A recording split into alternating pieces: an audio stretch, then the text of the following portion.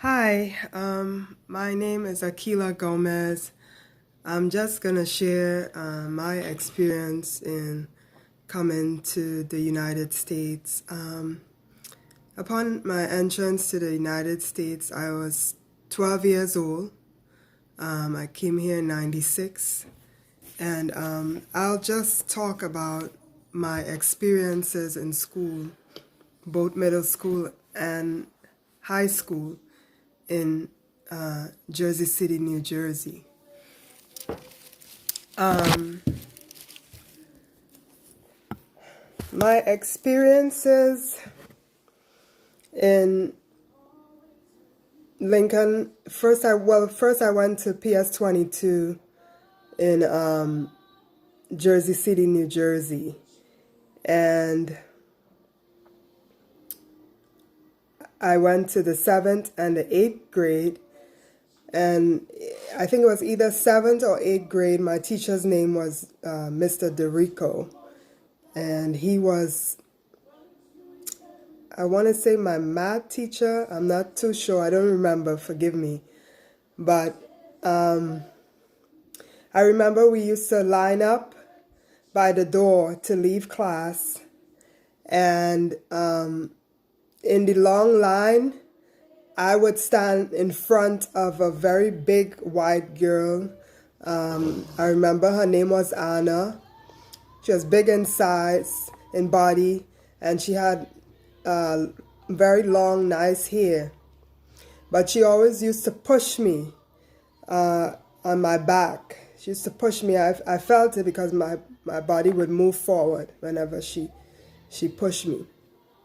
And I never told her anything about it. And I know she did it more than once because I remember going to my teacher and telling him what was happening. And this is what my teacher told me. He said that you don't want to mess with that girl because I saw the way she fights and it's scary. You don't want to mess with her. And I was like, wow. So could imagine this is coming from a teacher telling me that I don't want to mess with this girl, and her name was Anna. So that didn't read right to me at the time, but I still didn't question it. And about a year later, I graduated that school. So I never knew these things was bothering me. It probably stuck in my heart. You know, that wasn't when the anger started. I'm pretty sure it started in Trinidad. But this was an anger tree was beginning to build inside of me. And I didn't know it at the time because, I was young. I just looked over. I didn't pay any attention to that. So I went to my next school, Lincoln High School, and it's a 4-year school. So I was supposed to be there 4 years. Thank God. God rescued me on the 3rd year. And he used my mom to take me out. My mom said she got a message from God through a pastor named Bishop McClendon in California to take me out of New Jersey. And but before I go there, I want to say that entering Lincoln High School was like hell. It was like, I've never been to hell, but that's the closest experience I've had that I can describe as hell, because entering the school, they check your bags. They have these cops at the door, or security guards. They had these wands in their hand. They have to check your bag and check you. And it was like you was going in a prison. And I had never experienced that in Trinidad. And the whole dress code in school in the United States is completely different than where I come from in Trinidad. So they don't wear uniform, they just wear regular clothes and they go to school.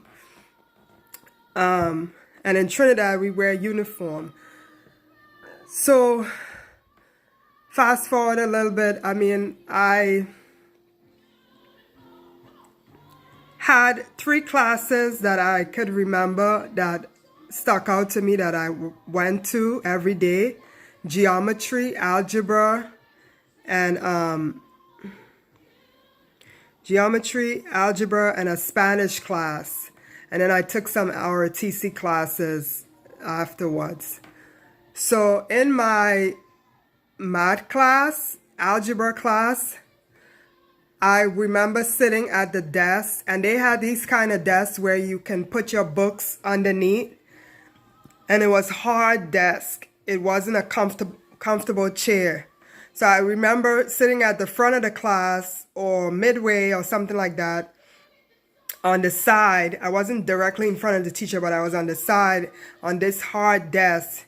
And I remember sitting at the edge of my chair, and the kids would just be yelling and raising their voice, and the class was out of control. It was like the teacher had no control over his classroom. And his name was Mr. Das, and he was a foreigner. He was from India. And I felt sorry for him because he couldn't get those kids under control, and they wouldn't listen to him. Very unruly. So I don't remember learning anything in class. The same for my geometry class. I remember I was getting a C in geometry, and I didn't have any friends.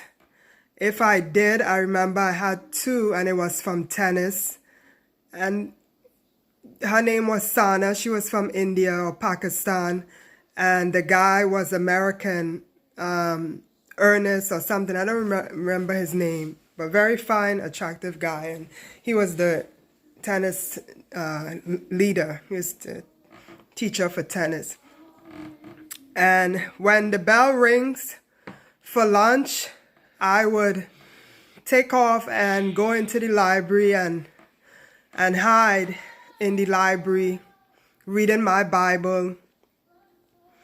You know, when kids would go outside and play, I would go to the library and read my Bible, and I never thought anything about it. Like, why was I reading my Bible? You know, why didn't I have a desire to go out with the kids? Because that's what kids do. They go out and play. But I never got to go out and play with the kids. I spent my time in the library reading my Bible every lunch break. Every time the bell rang, I was in the library reading my Bible. Thank you. And I didn't know if I was hungry. I didn't know nothing. It had to have been God, because I just knew I had to run in the library and read my Bible every lunchtime. I didn't have any friends, and I didn't know why I was going through all of that. I didn't know why I was going through this. But lunchtime after lunchtime. Sorry, Kia. How old were you? I don't remember how old I was. I was in 9th grade, between 9th and 10th grade or 11th grade. I went to Lincoln High School. How old were you, Kia? I don't remember. 1996. You was here in the US 12 years. 1997, you'll be 13. 1998, you'll be 14. 1999, you'll be 15. So I must have been 5th. I went to California when I was 16. So you were 14. So I must have been 14. This is Sister Shirley here. She's asking me the questions, and that's my mom. And I was probably about 14 or something. And I didn't know how much time was passing by, that I would go to the library every day, Monday to Friday. I wouldn't eat. I would just be there reading my Bible. And before the bell rings, I would run to the bathroom and hide in the bathroom until I could hear no song in the entire school. Now, this is a school that is big as, I don't know, this it's a huge high school. I mean, if you've been to New Jersey, you know those high schools are big, almost like a football field. They're big schools, big buildings. So you could imagine I would sit there and wait until every last student left that building, until I could hear no song in the building, until I knew that everybody was gone. Then I would leave the building. And I remember one time I was in the bathroom and I was just crying helplessly, like no words was coming out my mouth, no words, but thank God one teacher came in, and that was my geometry teacher, Miss Clark. She came in and she said, Kia, what is it, What's wrong? And I couldn't find the words to tell her what's wrong. I just kept crying and crying. The words could never come out because of the pain. And I didn't know it was pain at the time. I just know I was going through something strange. And all she did was she tapped me on my shoulder and she said, it's gonna be okay. God bless that woman wherever she is today. She was my only comfort at the time. It was like she was an angel. Just for a spare second, it was like maybe God was using her. Let me just say, God was using her to probably let me know he was seeing all that was happening. And you would say, well, why didn't God stop it, I don't know why God didn't stop it from happening. But I thank God for it, in a sense. No, I really thank God for those experiences. It was terrible. And my mom, after that, I left the school, and I remember I would walk home from Lincoln High School. It was like leaving Harris County Prison. It was a dark road. The roads had holes in it. The roads were destroyed. It was almost like it was an abandoned land, like the government didn't used to even spend their money there. If they did, they didn't spend much money. It wasn't the greatest city at the time. And that school had numerous fights. Jersey City schools, if you look it up, they're the worst schools. But anyway, I would walk home alone. All the students would be gone, and I would be walking down the street by myself. And there was another incident where I left school, and this girl, it was a black girl. I later learned that my cousin, Gerard Leger, he set the girl up to fight with me. She followed me home to my aunt Laurel's house in Jersey City. It was like a posse. It was like 15 of them following me home. And it was scary. I had never gone through that in my life. And the U.S. was the worst place on earth that I could ever live in at the time. I was like, why am I here, But anyway, I went home to Auntie Laura's house. They followed me there. Nobody was home, I don't think, at the time. I came through the back door, and she had a yard in the back. So there was a gate, and when I opened the gate, I'm going through the yard. I didn't know all these people was behind me, and they all came into the yard, and this girl started beating me up on my head with her hand. It wasn't, I don't remember the beatings to be harsh, but the embarrassment of the whole group of people that she had there, and it's just like, now that I think about it, what do these kids over here go to school for? They just go to school to fight, to bully people, to curse out the students, to curse out the teachers. The school here in the U.S. need to be checked. In Jersey City, it's terrible. And the mayor and the government, the president, they all need to work on the school system over there. It's terrible. And if you go in and you check, you will realize that half the students, they are not learning anything. Their grades are low, their self-esteem are low. I remember going to Lincoln High School, and I would be nervous going into the lunchroom. It was scary. It was all these kids, and most of them was black. And Demonized, that's what it was. Just black demonized. people at that time, forgive me, they look scary.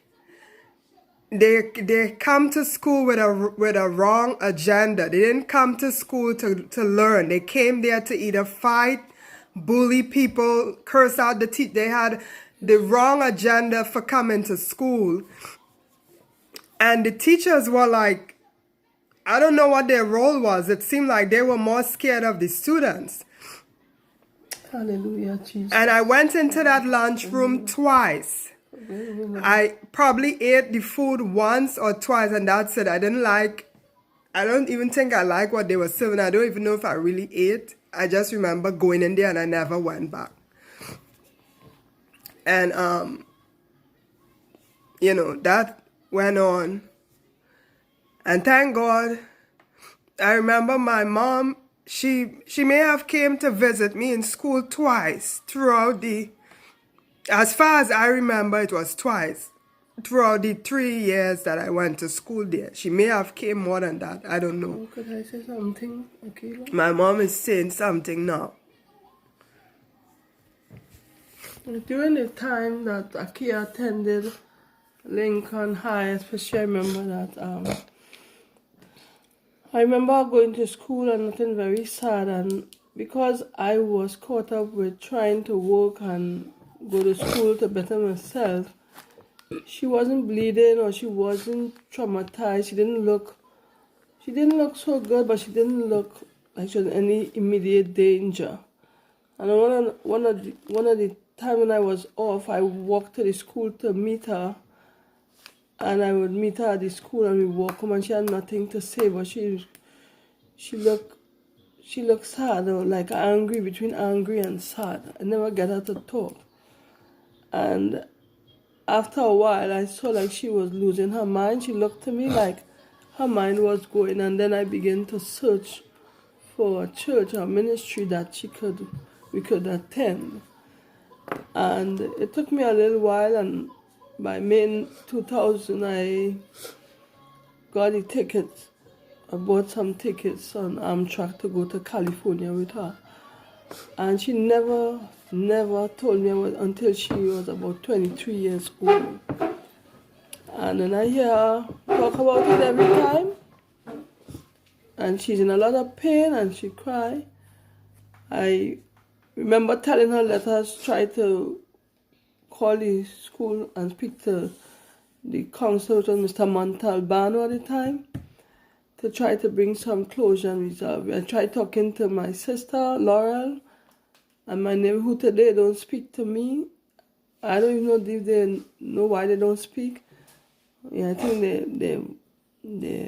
their reason is that I bring up the past, They don't know that is me who some time earlier as a child wanted to be a lawyer. So I love to deal with past and with issues. It's my hobby.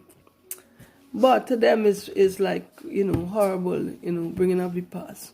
But you always see as you watch this video the pain that she has still today. And my sisters are either pretending or acting oblivious. They avoid me, they don't take my calls, they don't look for me, they don't check on my children. Holiday after the holiday pass, they don't call. And when I call, they see my number, they either don't call back or take like a month or so before they call me back. So now Laura don't speak to me, Janet don't speak to me, recently Maxine don't speak to me, and Charmin. Andrea wouldn't call me, but if I call her once in a while, she'll pick up. Can you imagine? You all think about it. And we are not done. There'll be more to be told, okay? Thank you for listening. Thank you, Mom. Yeah, and that was that experience. I had a Spanish class that I went to in Lincoln High School, and there was this one particular girl, Black American girl, light skin, Erica Bermudez. She embarrassed me and humiliated me in front of the whole classroom. I was not in the latest fashion. Mind you, I came from Trinidad. The school system in Trinidad and the United States is like night and day. It's two different systems. So being in the latest fashion was not the thing. When you go to school in Trinidad, you wear a uniform. You go to school to learn. It's completely different over here. If you don't have Gucci and Prada, or you're wearing the nicest or the latest brand, you get laughed at in school. And I didn't know that.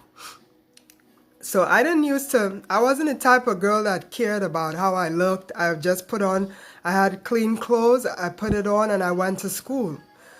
And I was very tall. I'm still tall. I was quite tall at that age, 14 or 15. And my pants wasn't long enough it wasn't, my length. It wasn't my size, so it was short. It's what they call, I think, high waters or something. So she made fun of my pants in class. She made fun of my accent. I mean, it was coming from her and probably other students as well, but I know her for sure. I know her first name and her last name because she called out my name in the hallway. She was picking an argument with me in the Spanish class in front of the teacher and in front of the whole class. I never cried. Her and I were having words in the class the whole time, and it became a show. The teacher could have put us both out of the class. I don't remember her putting us out. It was just a show, and then she extended the show to outside in the hallway, and she kept going and making fun of my clothes and my accent and everything. I wonder where she is today, but may God help her. I was tormented and terrified, and the fear I guess that was when the fear and the anger, it was just building and multiplying, and demons was just multiplying upon me, and I didn't know it. And thank God I left that school. I remember my mom's listening to Bishop McClendon, Clarence E. McClendon, in California, Los Angeles, California, or Carson. I think he was in Carson, or quite a few different cities. But if you look up Bishop Clarence E. McClendon, that was who she was listening to. And she said God spoke to her to take me out of New Jersey because she saw that I was losing my mind. And not long after, we were on a train. We took was it the Amtrak train, Mom? The Amtrak train to California. And it looked like God rescued me and my mom out of that place called New Jersey. And we went to California, and my life turned completely around, 360. I started going to church for 2 or 3 years. I went to Bishop Clarence E. McClendon Ministries, and my life began to blossom, and I began to meet real people in church, and his ministry was what filling me. I was growing. My life just began to blossom. The Kia that was in the dark and losing her mind was now changing from finding to a person that is beautiful and finding myself, and everything began to change for me for the better. So I do thank God for the move to California. I met real men of God in church. I went from Bishop McClendon's church for 3 years. We went there every Sunday, every service. We were on the bus going to his church. I don't know if he would move, how often he moved his church, but every time he moved his church, we were there. We were there at the Hollywood location on Sunset Boulevard, and then he moved to another location. So everywhere we were moving with him. And then after that, I went to an African church, and that was when I started to meet all the Africans. But they were good African people. They really loved God, and I had a great experience there in California. That's New Anointing Deliverance Church, the late Bishop John Okobi, who passed away a couple years back. I think it was 2009. But then going back a little bit to the situation in New Jersey, I remember I was staying in New Jersey at the time, and I went to visit my sister's friend in New York. Her name was Camille Edwards. And I don't know what happened. I may have said something to her, and she kicked my stuff out of her house and said, "Get the F out of my house." And all I know was I was walking down the streets of Brooklyn, New York in this cold, and my sister stood right there, and she did nothing. And it just amazed me. Like, I don't know if she was in shock or if she was taking Camille's side, but I did not expect her to stand there. And okay, you didn't say anything, you didn't do anything, but you stayed at the girl's house after she told me to get out her house, get the F out my house. You stood there. You could have left and ran with your sister. I had to catch a train from Brooklyn all the way back to New Jersey, and that's a couple trains in the cold. I think it was at midnight, and it was close to the holidays, around December or something. So it was just bad experiences after bad experiences after bad experiences. And I never addressed the experience. I never told my mom, "This is what I'm going through. Help me with this or pray for me." But I remember her saying to me that when we went to church, and at the time we went to Full Gospel Church in New Jersey with Mother Bailey, and every time they had midweek service and they made an altar call, I would always be at the altar going up every time. They would make an altar call. "Do you want to be saved? Do you want to accept Jesus Christ?" And I didn't know really what that meant. So every time they made the altar call, I was up there, because I felt like I needed to be saved every time, all over again. And I remember this one special guest speaker that was there one night. It was a lady, and I went up there, and after she ministered in the word, they made the altar call, and I went up there, and she just held me and hugged me, and the tears was flowing and flowing and flowing, and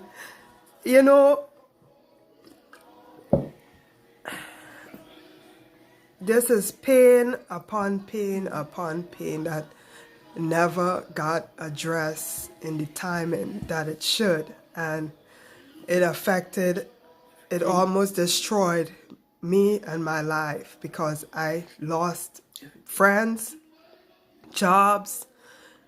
I still struggle with my relationship with my mom because of the pain from coming to this country of hell. It wasn't a good experience for me coming to the US. It wasn't at all. I'm not going to say it was. I didn't get a chance to even think if I wanted to come here. It was just we got tickets and we are on our way to the US. And it's not like we didn't have a good life in Trinidad. Our life in Trinidad was okay. We didn't have to come to the US. We weren't looking for our papers. We weren't struggling to that extent. Our life was simple and it was okay. My mom had a job. She had a good job and we were in school. So this pain destroyed everything. Till this day, I'm single, not married, no kids, no job. I go on my job and I have issues with both men and women because if the women are not attracted to me, the men are. If they can't get me, they're making life on my job a living hell. So, and it was a lot of confusion in my mind. Like, why am I getting all this attacks? You know, for what? I remember working for Dillard's back in 2017 right here in Texas. And my manager at the time, I don't remember her name right now. It'll come to me in a few minutes. But I remember I was almost like the manager of my department. I was working in jeans and I was in charge of jeans, the designer jeans. And I would clean up and tidy up my area and I had the best customers lined up and everybody loved me. They used to come, those customers would come back just to buy from me because I had the personality. I wasn't just working behind the register trying to sell clothes. I was almost ministering to people the gospel of Jesus Christ. I may not have been preaching every scripture or anything like that, but they know they felt something from me different than they would feel with anyone else or in another store because it wasn't just a sale for me. It was ministry. And they could come to me and they could do their returns. And, you know, I was building relationships. I didn't have much friends. So my job was where I met people, and Dillard's is a big store. And if you know Dillard's, they have the best clothes, and a lot of people that have money come there and buy stuff, mainly older people, mostly white people. They come there and they buy stuff. But it's one of those classy stores, you know, that a lot of rich people come out.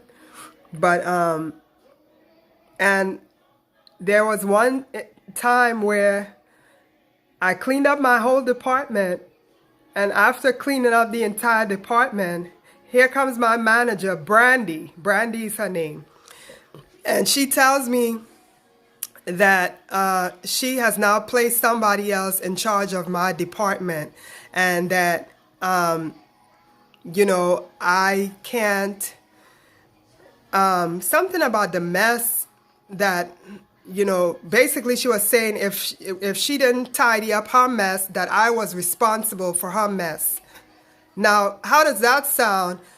You're putting somebody in charge of a department. You now took it away from me and give it to somebody else. But when she makes mess, I have to go and clean it up. That sounds absurd. So I got stirred up. I was getting upset, and I told her, I'm not here for that. You can't put me in charge of a department and then tell me that when somebody else make mess, I have to clean it up. And that's exactly what I told her. I don't remember how everything went, but she was telling me, well, if you can't do what I tell you to do, then you need to leave. Then you're not going to be working here anymore. You need to leave this job. So those wasn't her exact words, but that's basically how it went. And before you know it, I was heading upstairs to the human resources, telling the head of the store what happened. And instead of he go and correct her for her stupid mistake, it was like he agreed with her, like she was right. So I went back downstairs to my department, and somebody, not long after, somebody called me upstairs and said they calling me upstairs. I waited outside for about 30 minutes, and then they had me signing some papers that I'm fired from the job. I was without words. I was speechless. I remember going home that day on the bus, just crying helplessly in tears. I didn't understand what happened, why I lost my job, and it was just crazy. And that's just one incident I'm sharing. But there were girls in the job that almost wanted to fight me. They would come in my department, and there was one that I had a disagreement with. We had words behind the rack. And these girls would come out of nowhere. They'd come in my department and they would be doing stuff, and then they would leave and go to their department. So I went through this for about 3 months or 4 months. I was there, and then they fired me. So I remember leaving and crying on the bus. And these are just, terrible experiences that I had. And I could go on and on. It's just from one bad experience to the next. I remember I was out here in Houston, and I went back to my old job. At the time, I was working at a nursing facility, and right here in Houston. And I went to the job. For some reason, I had to go, and it was this white lady. I said something to her and she didn't like it. So she said, "Leave my premises now or I'll call the cops." And I didn't leave because what I came there for didn't get resolved. So eventually I was like, you know what? Let me just go ahead and leave. And I left. And I got on a bus. I think it was the 82 right there on Westheimer. And this white cop stopped the bus and pulled me off the bus and told me he was I guess he was doing me a favor at the time. He told me don't go back to that facility again, and I think he told me to write down his name or take his card or something. And it wasn't a threat. He was just telling me, like, giving me a warning, like basically saying that's not a good place for you to go to. So I don't think he was against me, but he said, don't go back there. And that's fine. That happened. It was this next incident right here in Texas one day. And this was when I was like in my early 20s. I was walking down. This is by Westheimer and Dairy Ashford, a little street past Dairy Ashford past Dairy Ashford. By a storage right there, close to Westheimer. This Asian cop saw me walking on the street, and the street didn't have any pavement. Sorry, guys, was he driving or was he walking? Yeah, he was driving. The police officer was driving in his car. And he saw me walking on the street, and he pulled me over. And he said, "Do you have an ID?" I said, "No, I don't have an ID." So he said, "You know that you need to have an ID when you walk in the street?" And I've never had anybody tell me that before, so I don't know what he was talking about. That was new information. So he said, "I could put you in handcuffs now and take you down to Harris County because you don't have an ID. You're considered jaywalking." So the next thing I know, I was in the back of his car, and he was interrogating me. I don't remember all that he said, but he had me in his car for about probably more than 30 minutes. I don't know.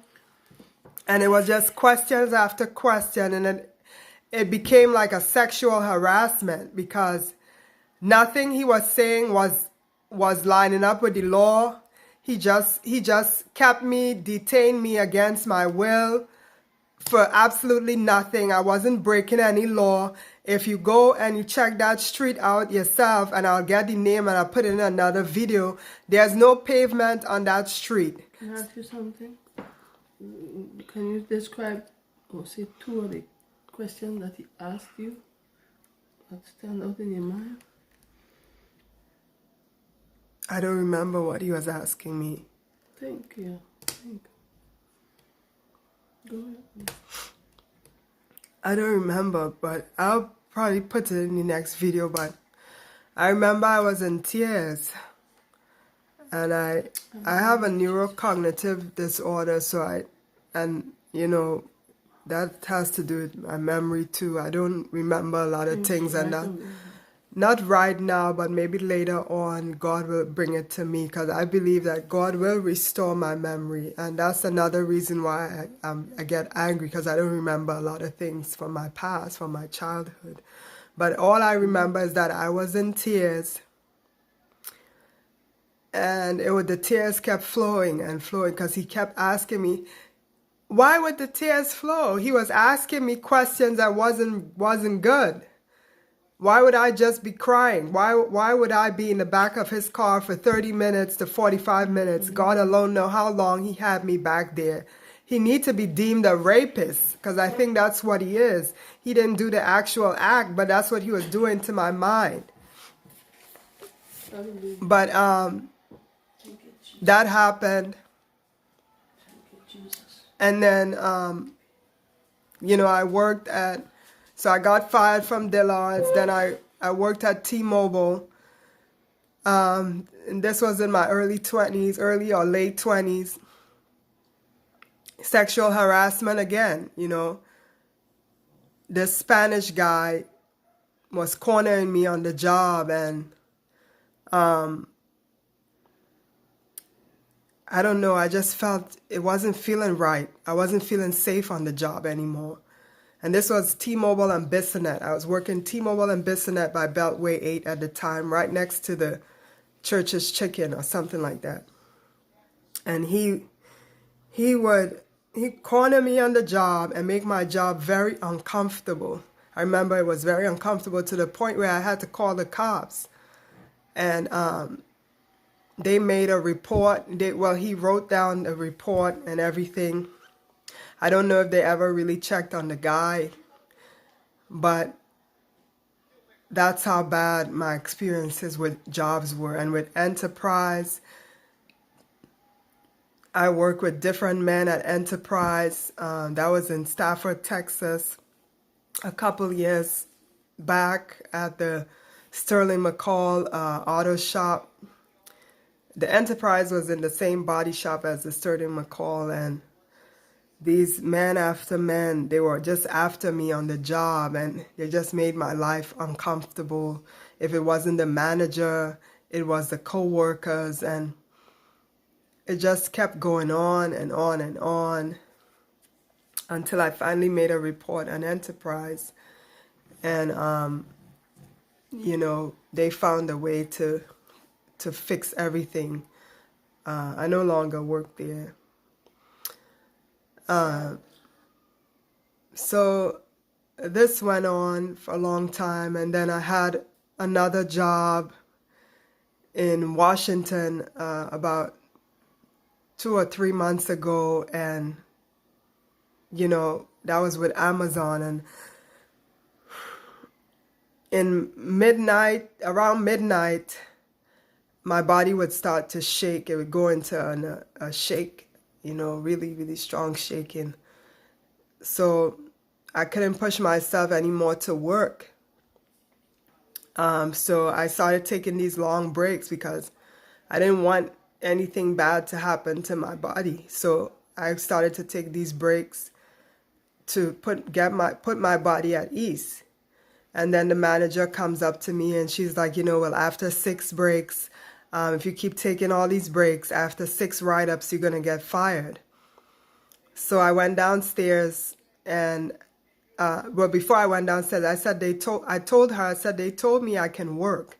And if I encounter any problems, to let them know. And that was HR that told me that. She said, well, you need to go back to HR then and speak with them. So I went back and I talked with them, and they gave me the option of leaving for medical leave. So I took it and I left, and I was on medical leave. I took my medical leave. I left Washington and I was back here in Texas. And during the time that I was on my leave, they sent me a note and fired me while I was on my leave. However they did it, God knows. And I mean, it was just, I mean, I must have gotten fired from 4 or 5 jobs throughout my life. And it was just one after the next. And it was a wrongful fire, you know. It was either for sexual harassment, either the boss liked me and I wasn't succumbing to her, or a guy likes me, the manager likes me and it's a guy and I wasn't succumbing to him. And it's always something, you know, always something on the job. And I just say all that to say my life experiences was just horrible. And I am long-winded talking about all of this. It was just a terrible experience. But I thank God for this time and this moment that I can share my experiences with you.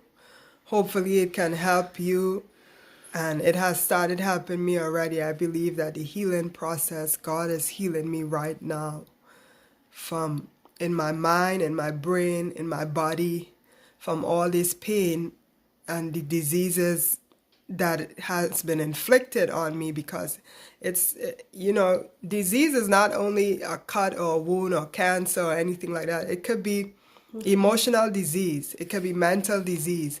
It could be, you know, you have a disease in communication. You don't know how to communicate. I never learned how to communicate well and develop healthy relationships with both men and women. So I spent a lot of my time with my mom, and sometimes we don't even have the best relationship because I don't understand her most of the time. And I've struggled with just communication and having healthy relationships and learning to love myself and love people and respect men. And it was just life was just becoming a burden for me. It was almost like I wasn't equipped for life. Like God just put me here in this world that I wasn't even ready for, because all these things that was happening was never addressed, and it just kept happening and happening. So you know, I'm gonna just stop here. I'll ask my mom if she have any questions to ask or anything else to add. Maybe something I forgot. But I'm putting this out here, and if it helps you, please let me know.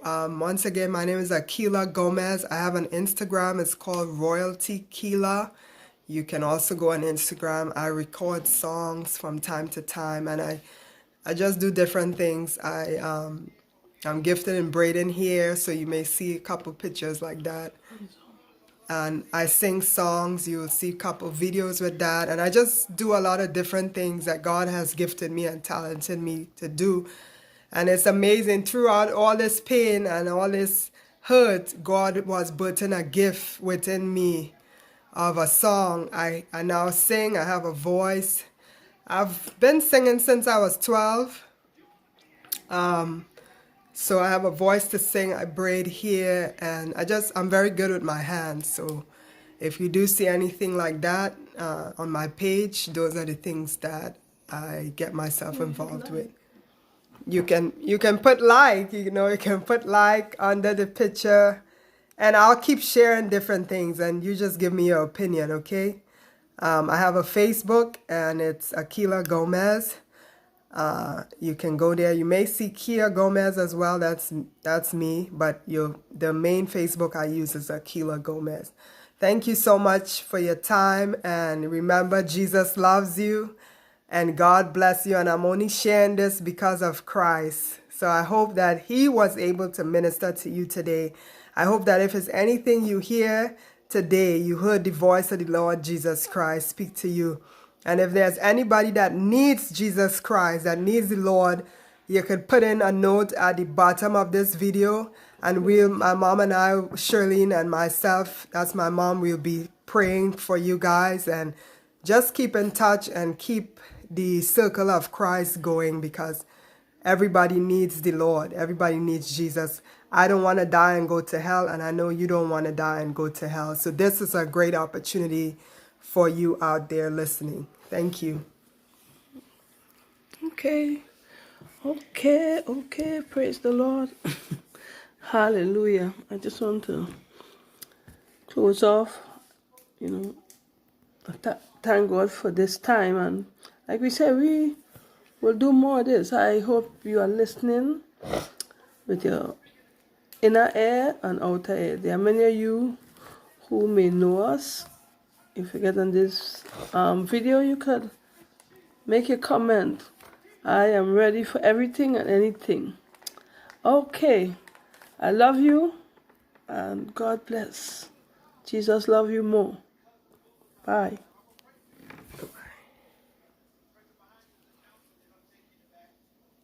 Bye-bye.